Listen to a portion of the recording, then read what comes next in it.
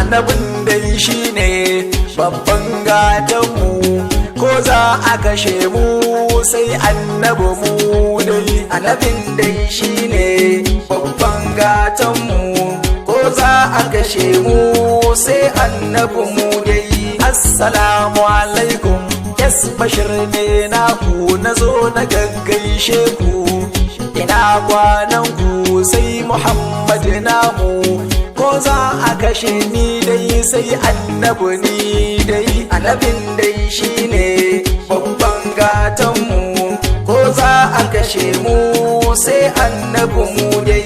Rabbinin ka salati ga rabbin zati, kai ta bani safati in yi baiti baiti ga Muhammad namu, ko za a kashe ni dai sai annabi ni dai. Annabin dai shine babban gatanmu, ko za a kashe mu sai annabi mu dai.